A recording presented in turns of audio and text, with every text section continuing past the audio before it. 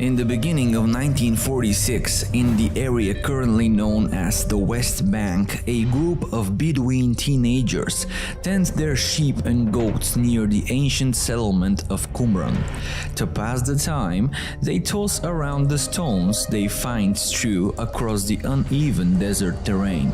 When one of these stones is thrown into the dark side of a cave, the teenagers are shocked because they hear a loud shattering noise echoing inside. When they decide to follow their curiosity, although slightly scared, they discover a collection of large clay pots. While not realizing it at the time, these teenagers make a historical discovery of great importance. Inside the clay pots are hidden series of ancient scrolls. Subsequently, various archaeologists, historians, and treasure hunters found additional fragments of scrolls in 10 other caves in the area, bringing the total number of manuscripts found to almost 900. These manuscripts became known to the masses as the Dead Sea Scrolls. Strangely, among these manuscripts, there are large portions of a mysterious, non-canonical religious text long forgotten by human civilization, or so they thought. In our days, this text is known as the Book of Enoch. In its entirety, the Book of Enoch consists of 5 books: the Book of Watchers, the Book of Parables, the Astronomical Book, the Book of Dream Visions, and the Epistles of Enoch, containing about 100 chapters altogether. These chapters tell the story of the 7th patriarch in the book of Genesis, Enoch, the father of Methuselah and the grandfather of Noah, the same Noah we know from the Bible. However, this is not the biblical story of Noah's Ark. In fact, the Book of Enoch provides an entirely different perspective on events leading up to the Great Flood of Noah's time, as that is a completely different story. It tells of the Watchers, explained in biblical terms as fallen angels, sent to earth to watch over humans at some unspecified and ancient point in time. According to one of the earliest legends related to Enoch, he is the founder of the knowledge of astronomy and he's responsible for the compilation of the solar calendar. The Bene Elohim, or the sons of God or gods, number several hundreds. They are said to descend on earth at Mount Hermon. It was a sacred place for both the Canaanites and the Jews who invaded their lands. In later times, sanctuaries of the gods Baal, Zeus, Helios, Pan, and the goddess Astarte were built on its slopes. And the term watcher is used to describe one who watches, those who watch, those who are awake, or those who are not asleep. These names reflect the unique relationship between the watchers and the human race since ancient times. Over time, however, they abandoned their role as observers and began to have sexual contact with some of the humans, mostly women, and began to create what we know now as hybrids or crossbreds. The Book of Enoch tells of the Nephilim, the children born through this very crossbreeding between the Watchers and the humans. The Nephilim are described as giants and savages who threatened and plundered mankind, or, to put it in other words, supernatural man-eating giants. Angered by what the Watchers had done, those described in the book as mighty gods sent the Watchers to an underground prison deep within the bowels of earth. Enoch became the mediator between the gods and the imprisoned Watchers. This further provoked the wrath of Yahweh, and according to the Bible, the consequence of this mingling between the fallen and the mortals leads to the creation of half-angelic, half-human offspring.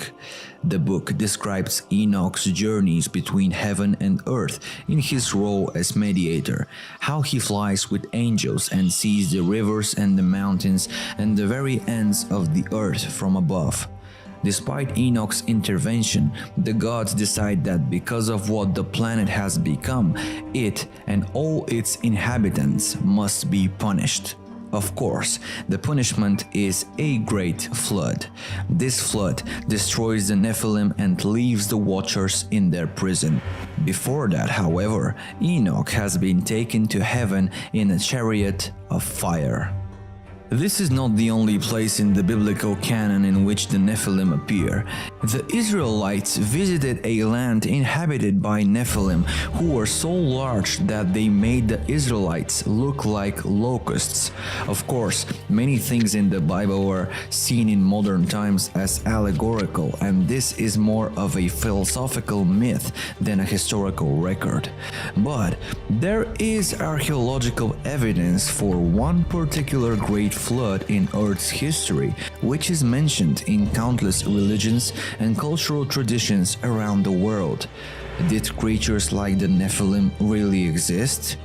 Many people say that it is just fiction and there is no evidence. But what if there is? In fact, there are numerous stories about giants in human history. The well-known traveler and explorer Marco Polo once wrote of a race of giants in Zanzibar who were so strong that they could carry as much as 4 ordinary men, while the people of modern Tangier, Morocco, once claimed that the founder of their city was a giant named Antaeus. According to an Irish myth, the so-called the Giant's Causeway on the northeast coast of Ireland, an astonishing 40,000 interlocking rock columns, was built by the Irish giant Finn McCool to cross the sea to Scotland and fight another giant.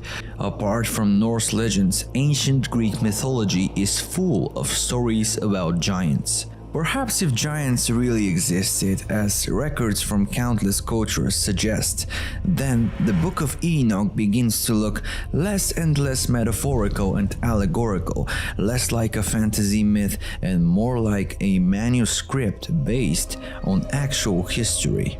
The idea of semi-divine heroes was born from ancient myths about alliances between gods and mortals. The poet and writer Pindan described the heroes of the past as a race between gods and men. Additional references allude to experiments that led to the creation of monsters by crossing animals of different and unrelated species. In modern theosophical occultism, there are legends of lost Atlantis, where it is claimed that its scientists bred half-human, half-animal hybrids as the slave race. Records of such events can be found in the mythologies of ancient peoples around the world, and especially among the Babylonians of Middle East. The story of Noah and the flood in the Old Testament is said to have originated in the Babylonian and Sumerian myths. It is known that around 10,000 BC, there appears to have been a catastrophic event that transformed early humanity. At the end of the last ice age, the first signs of agriculture appeared in the Middle East, with a shift from a nomadic hunter-gatherer lifestyle to one of a settled agriculture. It is interesting to note that for centuries, the Book of Enoch has been an important part of Christian and Jewish religious traditions. Many of these religious sects accepted the book as scripture. Furthermore, some even suggest that the Book of Enoch was the inspiration for the Book of Genesis due to their many parallels and overlapping stories. Therefore, the question that arises is, what has happened?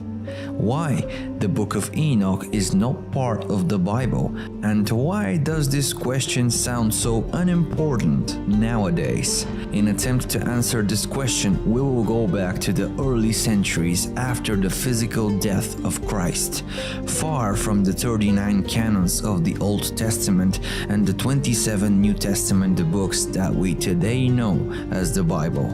Originally, there were many Gospels and religious texts that made up the broad spectrum of the Christian tradition. As the Christians started spreading after the death of Jesus, the growing Christian church gradually began to choose which texts would be read and followed, which texts would be considered divinely inspired. The church needed unity, and to create it, the establishment of an official canon was required. In Dan Brown's book Da Vinci Code, this canonization is remembered as something rather nefarious that happened at the First Council of Nicaea in the 4th century. According to the book, it was there that Emperor Constantine and the others high-ranking church authorities, led by their own secrets and desires, shaped official Christian canon. Unfortunately, this is not historically accurate. The Council of Nicaea did not send the official Christian canon, but let's not blame Dan Brown. The famous philosopher Voltaire also made a similar claim in the 18th century. Although the story is not factually accurate, it is accurate in a sense. Why? The high-ranking members of the church are certainly there, choosing what is included in the official biblical canon. They argue among themselves, portray their opponents as heretics, and almost certainly seek to expand their own power. However, all this did not happen at one particular council, but rather it was a long process that continued between the 1st and the 4th century. When the process was completed and the Bible was officially compiled, the Book of Enoch was not included. But how could something as meaningful and powerful as the Book of Enoch have been left out? Didn't they know about it? In the search for answers, one can examine other Gospels that were also censored from the final version. For example, the Gospel of Peter, a fragment of which was found in Egypt in 1886, which tells the long-missing story of the reborn Jesus leaving his tomb and includes 2 giant angels and a floating cross that says, "And they heard a voice from heaven, saying, 'You have preached to those who sleep.' And an answer was heard from the cross, 'Yes.'" Or consider the Gospel of Mary, that notorious script in which Mary Magdalene is listed not only as one of Jesus' disciples, but as his beloved, perhaps even his wife. In this Gospel, Peter asks why he and the other disciples should listen to Mary, a woman to which Matthew replies, "If the Savior has made her worthy, who are you indeed to reject her? Certainly the Savior knows her well, that's why he loved her more than us." Although censored, even forgotten by many, the Book of Enoch never truly disappeared. There is something deeper behind it and its incredible stories, something that goes beyond the familiar and ordinary, regardless of whether it is a part of the Christian canon or not. The ancient Greeks believed that Enoch and the god of wisdom, Hermes, were the same person. But who was he? In legends of the Jews of antiquity, Enoch is king over men who reigned exactly 243 years. He was overflowing with wisdom and the whole world consulted him. According to the ancient Egyptians, Enoch was the builder of the Great Pyramid, writes the geographer and historian Taghi ad-Din Ahmad in his work Hittat. He notes that Enoch was known among the peoples under 4 different names: Saurit, Hermes, Idris, and Enoch. For the Arabs, Idris means sage or forefather, and for Jewish as well as Christian theology, Enoch is the 7th of the 10 forefathers, one of the patriarchs. Before the flood, Enoch was the father of Methuselah, who nevertheless lived to the biblical age of 969.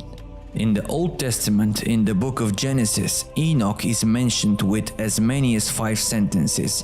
There we also read, And Enoch walked after God and disappeared because God took him. Just like that, he suddenly disappears.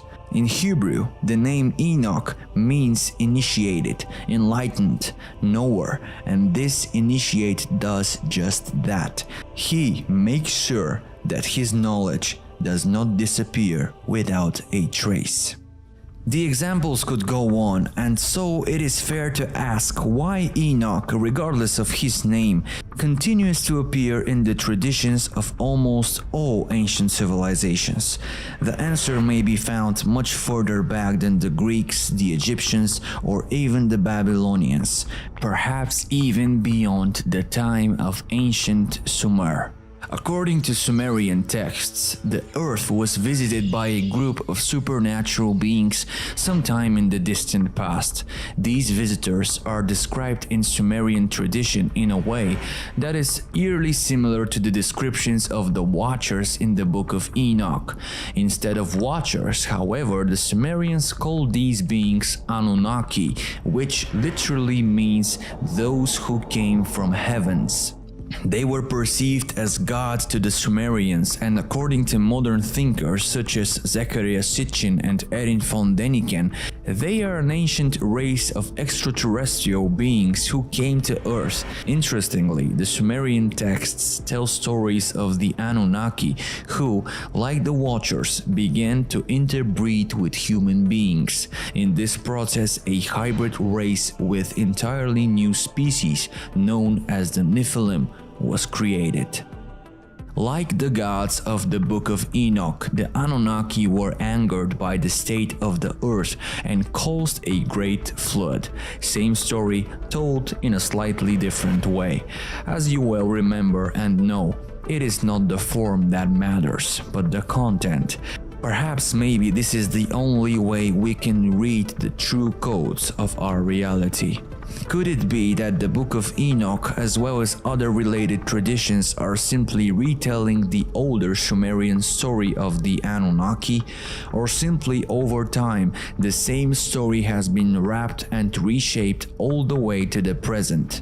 Not only that the Book of Enoch is written in first person, but the author repeatedly asserts his authorship in the text, as if he feared that future interpreters would be so limited that they would not understand him. In the first month of the 365th year, on the first day of the first month, I, Enoch, was in my house alone when two huge men appeared to me, the like of which I had never seen on earth. Let's consider the agrarian revolution that began around 10,000 BC, during which humans moved from a lifestyle of hunting and survival to farming and settlement. According to historical data, as early as 9500 BC at the lands where current Kurdistan is now, barley, wheat, rye, oats, peas and lentils were grown, and goats and sheep were domesticated.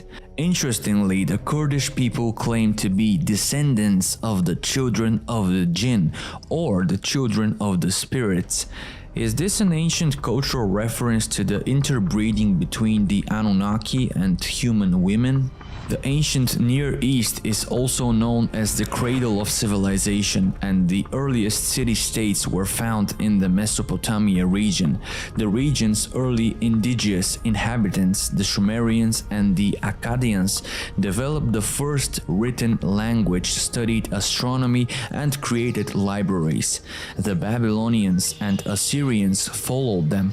In the mythologies, all of these races, there are stories of how the gods came down to earth and taught them their arts and knowledge. In another passage from the Book of Enoch, Enoch testifies to the mysteries of lighting and mysteries of thunder.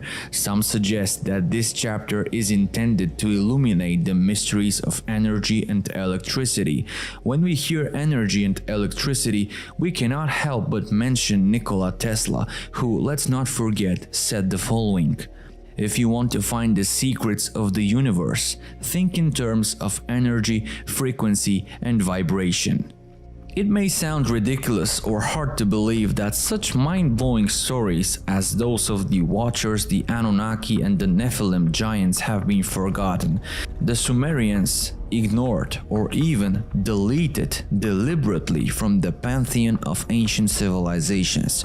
The Book of Enoch, along with the Gospel of Mary and Thomas, also censored from the biblical canon. However, given the way these stories fundamentally change our understanding of human history by presenting a new or well-forgotten old perspective on who we really are, their exclusion is perhaps no surprise at all. But these stories have not been completely erased. If we look at one of the most famous stories known to mankind, the one about Adam, Eve, and the Garden of Eden, if we read the text not literally nor philosophically, but as an allegory, metaphorically, God creates Adam to watch over the earth, just as the gods sent the Watchers to do so in the Book of Enoch. From Adam's rib, God created Eve. Adam and Eve reproduced, representing the crossbreeding between the Watchers and human women. Adam and Eve were said to be able to eat anything they wanted in the Garden of Eden except for the fruit from the tree of knowledge. Of course, they tried the forbidden fruit from the tree of knowledge, which symbolizes the Watchers who bring advanced technology and knowledge to human beings who may not have been mentally developed enough to handle it on their own. When the two taste the forbidden fruit from the tree of knowledge of good and evil in the Garden of Heaven, they are said to become aware of each other. Their first realization is that their physical cloaks of flesh are bare. They rush to cover their genitals because they have realized the so-called serpent power or kundalini, which can be educated through intercourse and non-reproductive sexual acts. They tasted from the tree of life, which initiates the cycle of birth, life, death, and rebirth, and of the human souls incarnating into physical form. By reading the story of Adam and Eve in this way, it is easy to see the parallels between the story itself, the Book of Enoch, and other ancient writings. And maybe that was exactly the goal. Perhaps those who wrote the story of Adam and Eve were simply retelling the stories in the Book of Enoch in their own way, retelling the Sumerian story of the Anunnaki like so many other religions and cultures, inserting this important part of human history allegorically into their own religious canon, so that these ancient records may continue to exist through time, and though in a different form, be reminded of us so that we may one day remember our own history, not by the human way, but by the cosmic human lifeline. What is human history? Is it what we know from officially approved history books? Or is it something deeper, something more incredible, something forgotten? Maybe the answers have been in front of our eyes all this time. Have you ever wondered why in school we learn so little about one of the first civilizations on our planet? The Sumerian civilization, for example. Did you know that they created a calendar based on the moon cycles, the wheel, the glass, and the sailboat? They are the first society that uses canals, creates maps of its cities and lands, use makeup and jewelry before the Egyptians, and even create beer with over 500 different recipes. They're believed to have spoken the first language in general, and most importantly left the first written evidence. For the time period we're talking about, this is one very advanced civilization. Then why don't we talk more about them? We dare to say that if we get to know our history well and deeply, we'll be extremely good prepared for what lies ahead. Despite all of this, to this day, the eternal debate between historians and archaeologists continues over which one was the first civilization to set foot on our planet and where do we come from. is the human civilization created by a gods called the Anunnaki. Today we'll try to find out together in the new episode of Secret Origins. Welcome. Interestingly, the Sumerians are creators of extremely advanced inventions, and we learn and talk about them as if they were part of some famous mythology. Well, if we pay enough attention to their recorded story, we would have known a completely different version of our existence. Here's what their notes say about the past of our civilization. In 1949, British archaeologists discovered 14 plates in Sumer. Today, they are known as the most ancient records in history, dating back to the 24th century BC. It is true that what they write is very similar to other civilizations we know, but the interesting moment is when they mention the father of every beginning, or rather some kind of super sovereign being. In the plates is told that in the beginning of all, Adam, Eve, the Garden of Eden, these are polytheistic deities, or not from here. The whole of the first two plates explain who they are and where they came from, and the third for the sixth day of creation then continues with how the human race was genetically manipulated from these beings, and its evolution is not at the whim of fate. According to Sumerians themselves, all that they used as technology and development came from these creatures. Before the Greek and the Egyptian gods, there were those worshipped by Sumerians in Mesopotamia. They were worshipped by the Sumerians. Their name comes from An, the chief god who rules all the other gods. They were celestial deities, and according to Babylonian myths, there were 300 Anunnaki guardians of the heavens and 300 Anunnaki guardians of the underworld. According to the ancient texts, 445,000 years ago, the gods' creators came to Earth. At that time, there were only untamed animals and very ancient version of the first people. Anunnaki also translates into those who came from heaven to earth. They lived on the distant planet Nibiru, which orbits our solar system for a period of 3,600 years. They describe it as a place multiplied many times the diameter of the planet Earth, full of iron oxide, which makes it mostly red in color. Nibiru is a gas giant plasma and it was once like the Earth, green and beautiful, but the irrational activity of its inhabitants gradually transformed it in a burning sphere.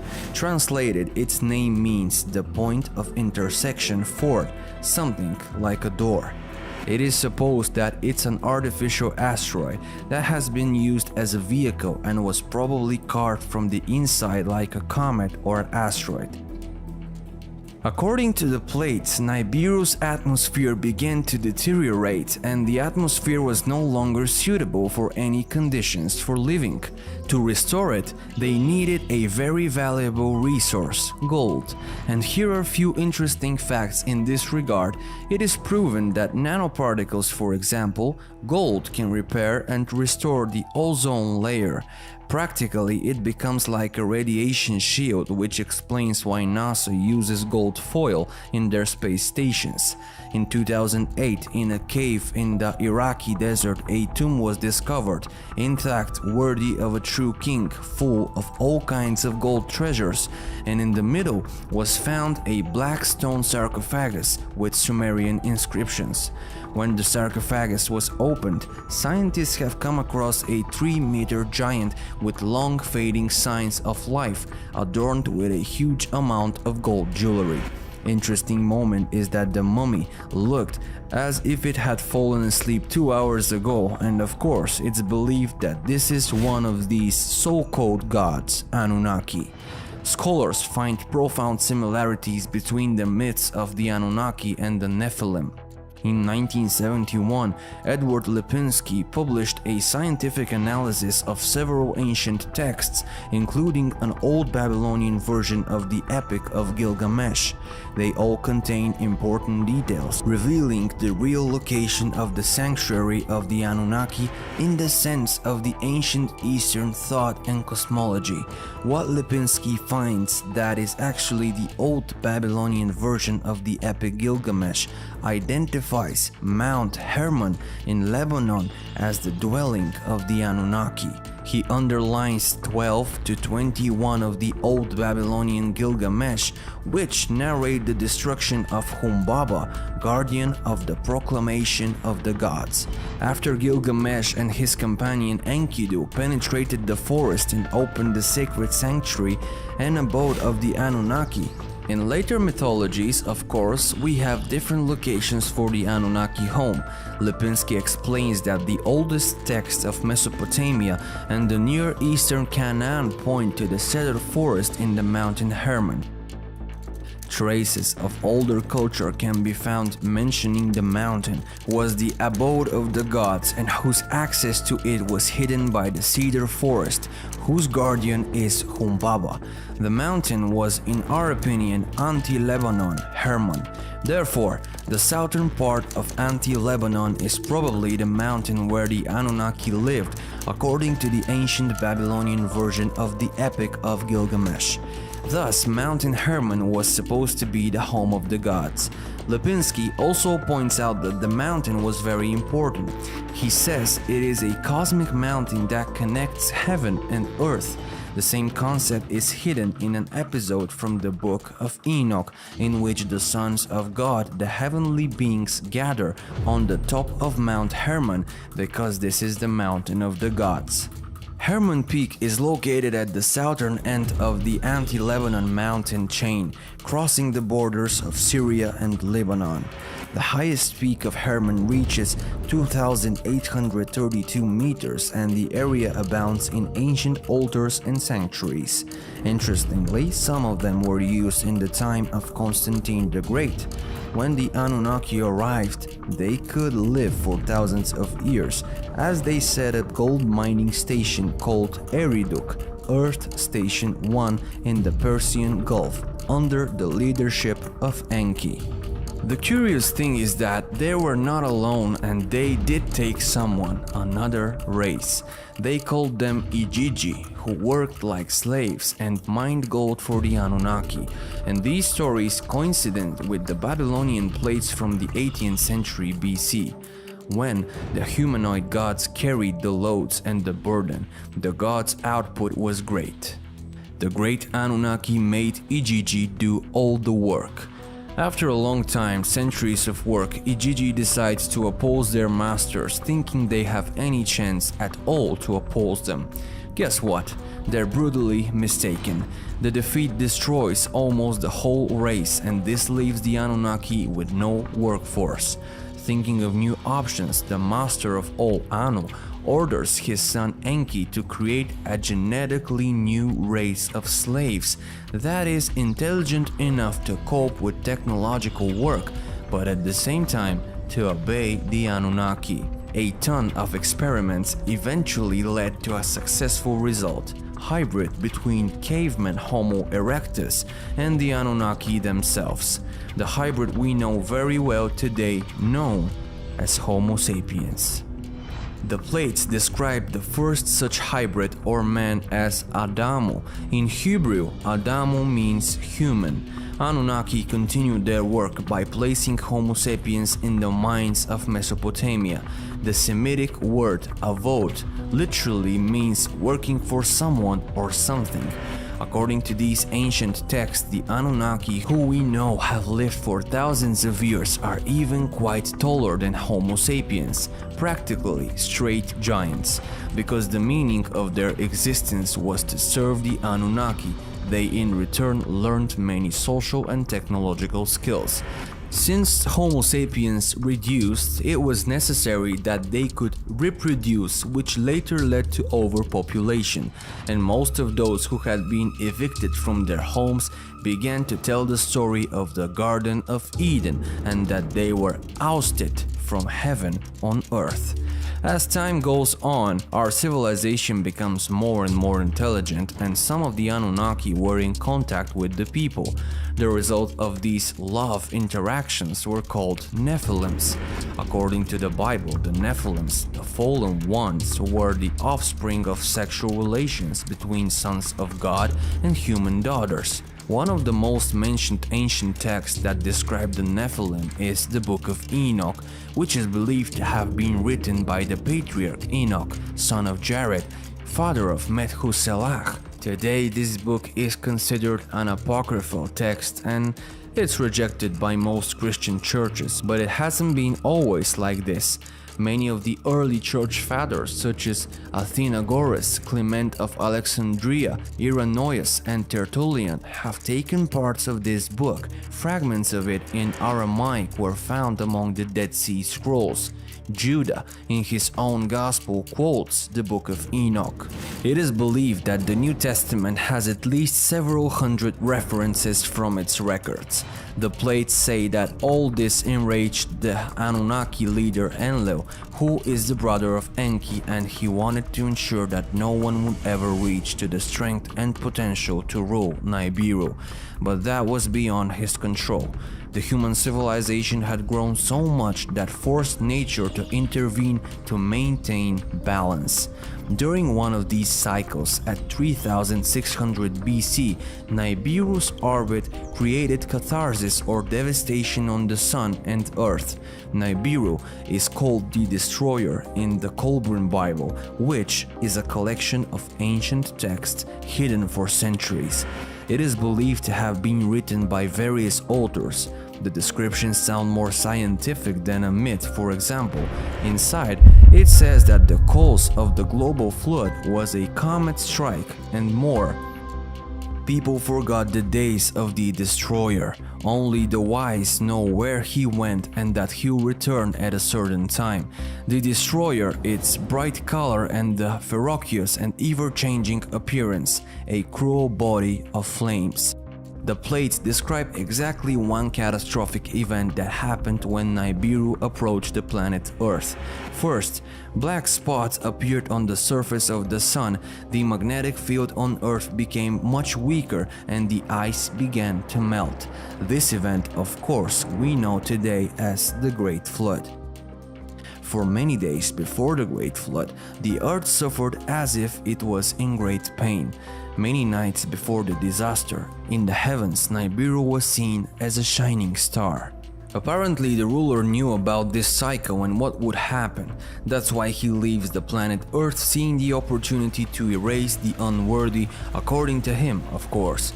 But many of the Anunnaki decided to stay next to the people, watching the Great Flood in their heavenly boats, as they described them, circling the Earth.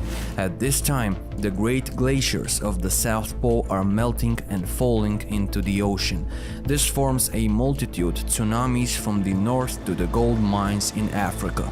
The flood continues until it reaches the city of the gods, one of the first places where the Anunnaki lived, and now perhaps located somewhere at the bottom of the Persian Gulf. Seeing the cataclysm, Enki felt concerned for their own creatures and instructed his chosen ones to build boats to survive the flood. One of the chosen that leads humanity to a new age, as you may have guessed, is Noah and his family. The big storm with the heavy rains started, the waves were wild and did not stop for 7 days until they finally calmed. But the rains lasted another 40 days and nights, and the story of the Great Flood is recorded in almost every civilization on our planet. After the flood, the plates tell how the Anunnaki built their buildings in complete compliance with the location of the stars. When the Anunnaki left the planet Earth, their legacy was literally scattered throughout the planet, Mesopotamia, India, and South America as their last gift to humanity, of course, the Sumerian civilization. According to Zecharia Sitchin, the mass exodus of the Anunnaki took place about 6,000 years ago. Before they left, they decided to give humanity a final impetus, which partly explains the emergence of the Sumerian civilization, which is extremely intelligent, cultured, and erudite for its time, as if it came out of nowhere. But was it really out of nowhere?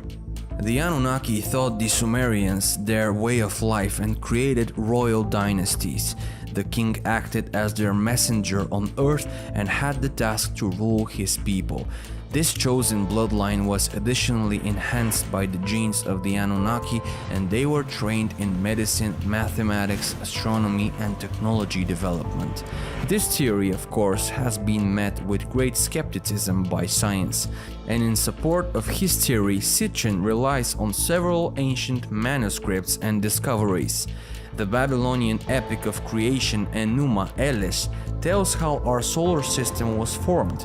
According to this epic, the Earth did not yet exist when a wandering planet called Nibiru was captured by the gravitational field of the Sun. Then, Nibiru collided with Tiamat, a planet that once was located between Mars and Jupiter. Of course, there are also many artifacts of extraterrestrial origin, such as the Baghdad batteries or the Saqqara bird.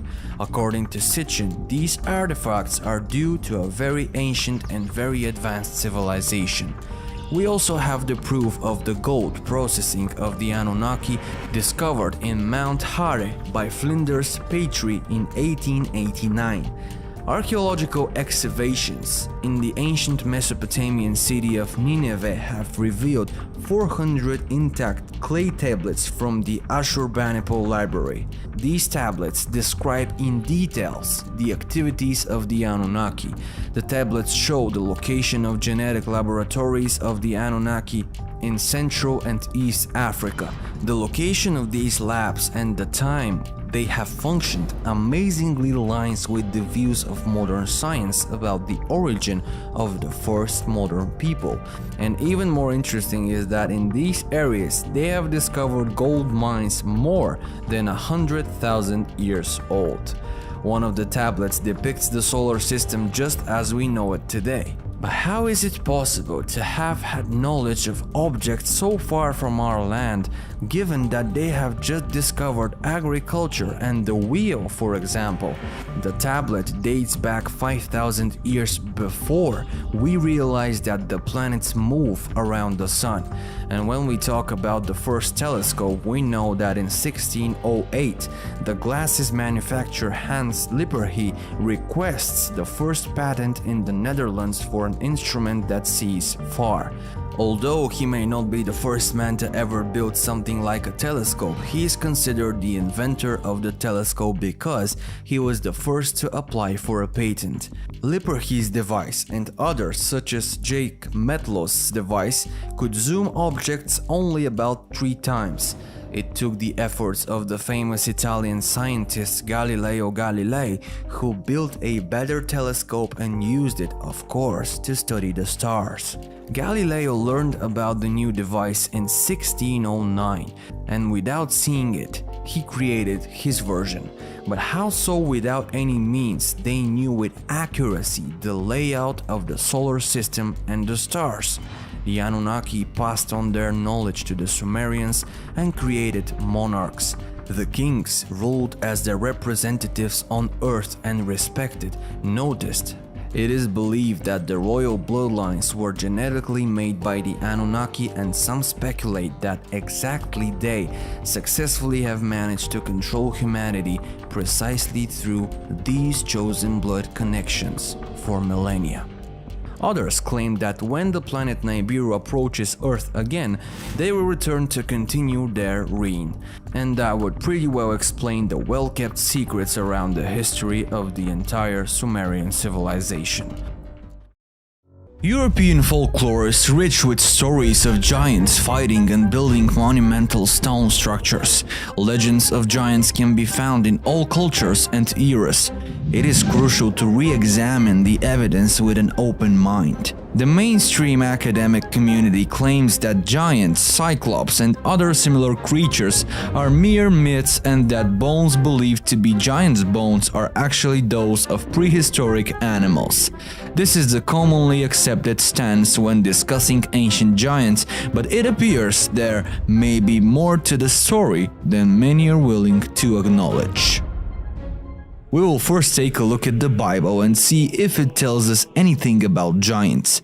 In the time after the Great Flood, the Bible tells of 36 tribes of giants fighting for control of the Holy Land.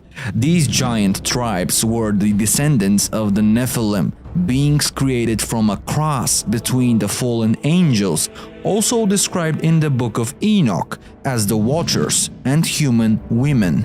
In an attempt to destroy the deeds done by the Watchers, the gods sent a flood to restore human civilization. However, some of the Nephilim survived. However, some evidence of these giants remains in the form of megalith structures and carvings, which are literally written in stone. One such example is the giant footprint in South Africa, which is considered to be the most spectacular rock footprint ever found on Earth. It was discovered in 1931 by a farmer named Stoffel Katsi while he was hunting. The footprint is around 4 feet, suggesting the creature that left it would have been 24 to 27 feet tall.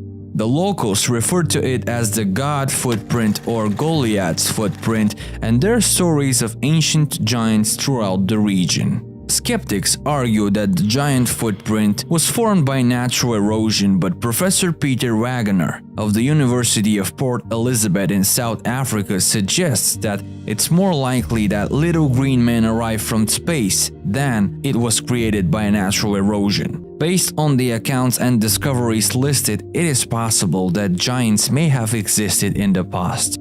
During the 19th and early 20th century, in the United States, almost every year there were reports of the discovery of ancient giant skeletons in the newspapers. It was not uncommon for people to come across news stories such as a skull of heroic size and unique shape found among the valleys of the Red River. Today, however, no news media mentions anything about ancient giants or bone finds, and if a giant skeleton is found somewhere, it is certainly classified and hidden from the public. Is it possible that somewhere in some remote place a species of these enigmatic creatures is still alive, hiding from mankind? We cannot end this episode without mentioning the most famous encounter with giants that didn't happen in ancient times, but in 2002 actually. This event, which is still classified by the US government, was revealed on a popular radio show after witnesses to the event anonymously told their stories. The events took place in 2002 in the deserts of Afghanistan, where a US Army squad went missing and another special operations team was sent to investigate their whereabouts. Upon arrival, the soldiers found an entrance to a large cave surrounded by broken American military equipment and scattered equipment with blood stains. According to the story, the squad was about to enter the cave to search for the missing soldiers when a 13-foot-tall, red-haired humanoid with double fangs appeared and attacked them. According to witnesses, the giant impaled one of the soldiers with its long spear, killing him on the spot before the rest of the squad managed to take him down by shooting him in the face for 30 seconds. After the giant falls dead, the task force enters the caves and finds the remains of human bones, leading the military to think the creature is a cannibal. When the incident was reported to headquarters, the giant's body was bagged and loaded into a helicopter and flown to a secret location in the US for examination. The giant weighed about 500 kilograms according to the team's estimate. He was dressed and shot in animal skins. If there really was a living giant that hid for so many years in the caves of Afghanistan without being discovered, is it possible that he was not the only one of his kind living on this planet? So, is there any evidence of giants living among us today? Some people claim that there are still giant skeletons buried deep in the earth waiting to be discovered, and that some of them have been found and kept secret by the government. Others argue that the stories of giants are nothing more than myths and legends. Regardless of what you believe, one thing is for sure. The topic of giants is a fascinating one, and there is still so much we don't know about them. Theories about their origin, existence, and ultimate fate continue to be debated. It is important to keep an open mind and continue to research and explore all possibilities. The evidence from the prehistoric era on the walls of the Temple of Edfu, situated between Luxor and Aswan in Upper Egypt, is really interesting. This temple is believed to have been built in 237–257 BC. Scientists consider the texts on the wall the few surviving fragments that explain the beginning of the cosmos. Professor Raymond from the University of Manchester tells us that these texts contain hidden references and messages. It's about certain mythical events, which is why the laying of the cornerstone, the construction and the functioning of the historic temple are all set in the same mythical era. The temple was believed to be a creation of the gods, which leads us to the conclusion that according to the ideas of that time, it was an immediate continuation, projection and reflection of the mythical temple that had existed since the beginning of the world. Now, the phrase "from the beginning of the world" could mean the first age, which the ancient Egyptians called Zep Tepi. In the same era, Thoth recorded the words of the wise men and delivered them in a book that described the location of specific sacred mounts along the Nile. The title of this lost book is Description of Mounts of the Ancient Times. The ancient inscriptions on the walls of temple referred to a group of 7 wise men. They were the only divine beings who knew how to build temples and sacred cities, and they supervised the construction works on the ancient hill, as they call it. Interestingly enough, many experts equate the ancient hill on the rocks with the location of the pyramids of Giza. Another such place is Heliopolis, as there was a sacred peak or a hill from which the first sunrise had been seen. It sounds so beautiful.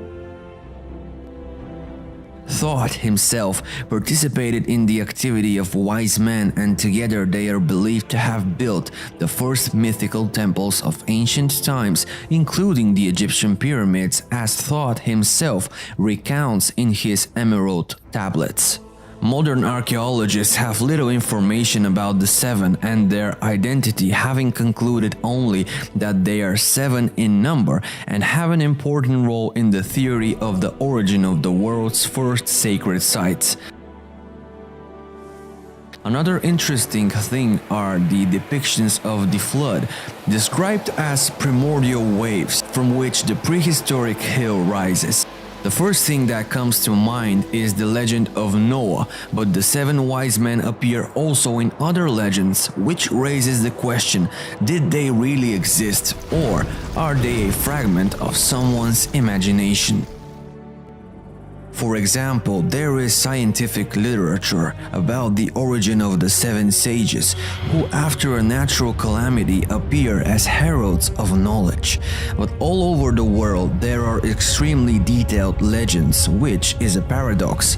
The most famous story is that of the flood, according to which one of the gods decided to destroy the civilization because of its corruption.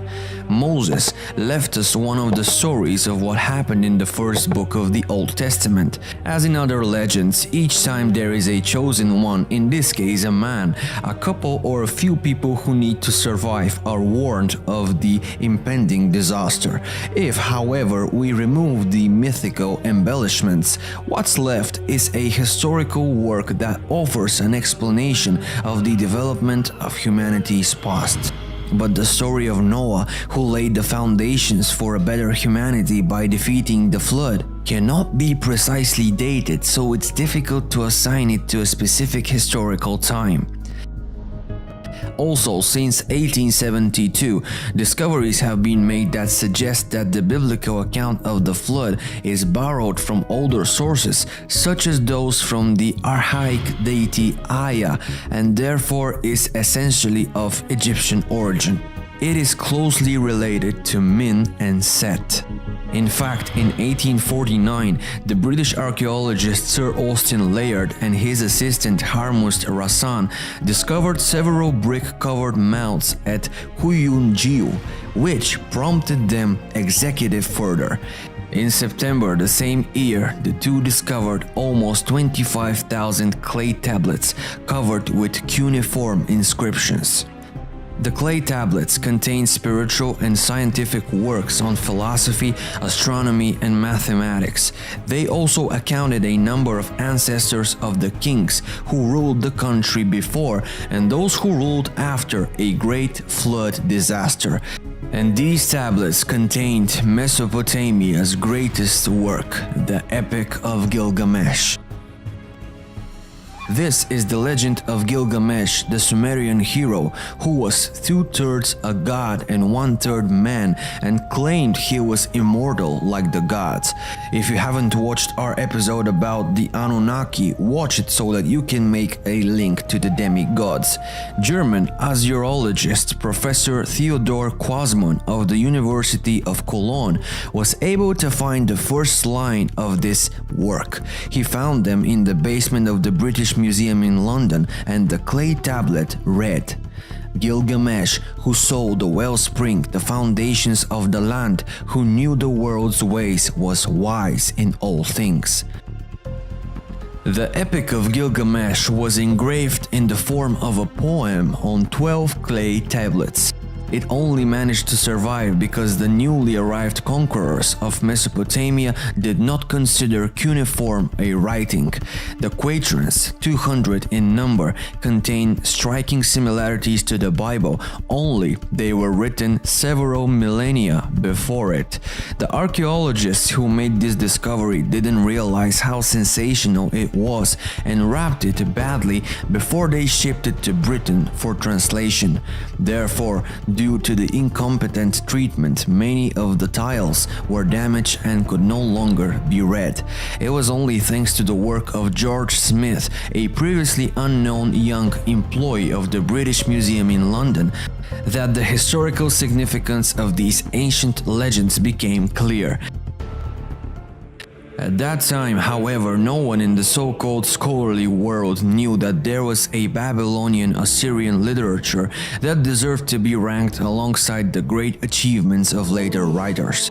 Young Smith has just reached the spot when Gilgamesh and his friend Enkidu successfully defeated the fiery bull Humbada in the cedar forest of present-day Lebanon. On her triumph return, the goddess Ishtar saw Gilgamesh dressed in his festive robes, wearing the victor's crown, and fell in love with him. He, on the contrary, didn't wish to know anything about his admirer and insulted her, calling her a prostitute, for she already had many love affairs. After this humiliation, Ishtar returned angered to heaven and complained to the great goddess.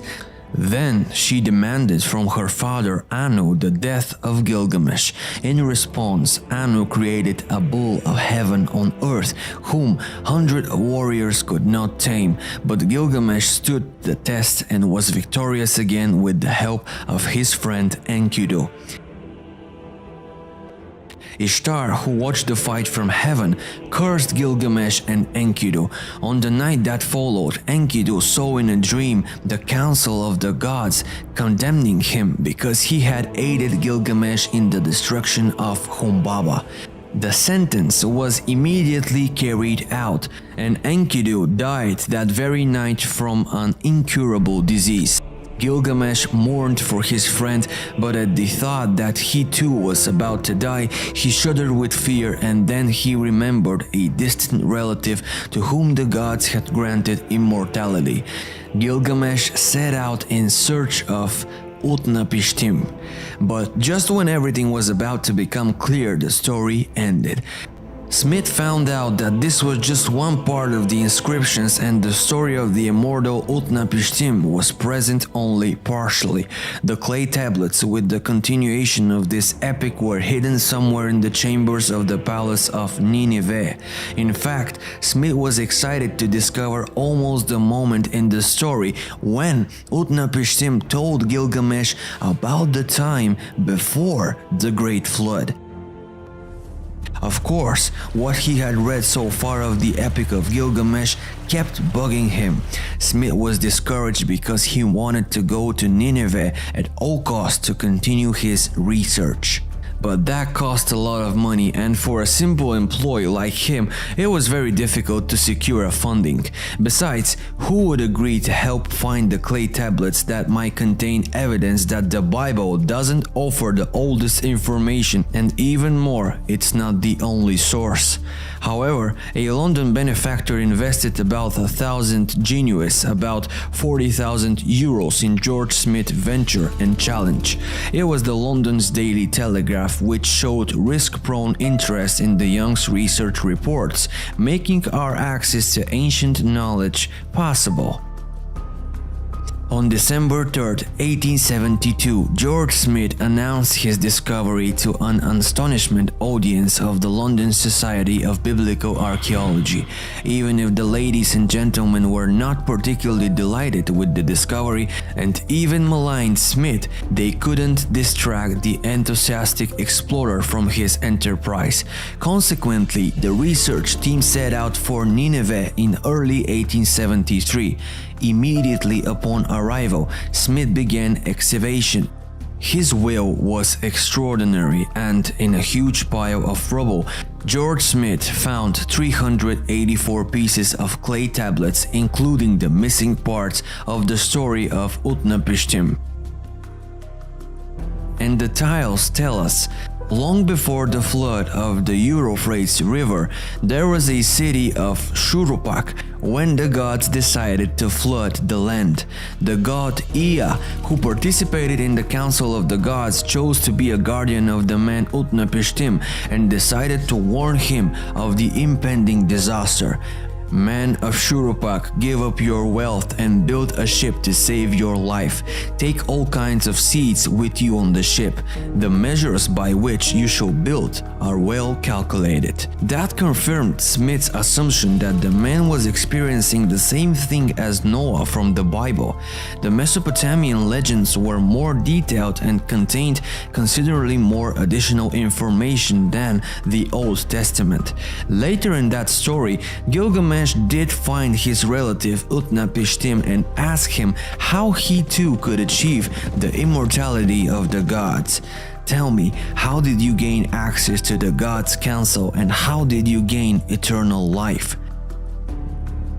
After Gilgamesh and Utnapishtim talked for a while, the latter told him that the gods had a strange place where a miraculous flower grew that made him immortal like the gods.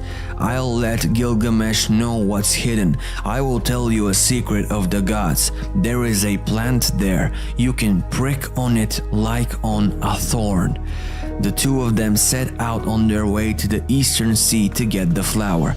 According to the legend, the submarine-like vehicle was sailing on the water or under it, and a few days later it finally reached its destination.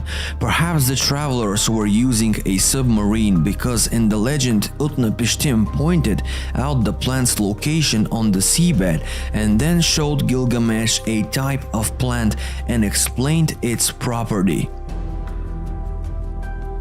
These plants are magical herbs and bring back youth to people. In 1876, after 3 years of hard work, George Smith returned to England, where he published his innovative for the time theory regarding the Bible. Noah and Utnapishtim are, in reality, the same man who was struck by that same natural disaster. Sadly, George died when he was only 36 and he couldn't witness the triumph of the geological confirmation of his theory by Sir Charles Leonard Woolley. In August 1998, after many years of research, Dr. William Ryan of Lamont Doherty Earth Observatory, using the 20th century technology, once again confirmed Charles Woolley's results. According to them, after the warming of the northern hemisphere, the water from the melting glaciers had raised to the level of the ocean to such an extent that the former land strip between Europe and Asia Minor had broken off the Bosphorus. According to Dr. Ryan's theory, the Black Sea did not yet exist, but around its deepest point there was a freshwater lake whose shores were inhabited by people. Around 8900 BC, the Mediterranean Sea must have overflowed the former lake, which today can still be found at the bottom of the Black Sea, with a force 200 times greater than that of the Niagara Falls.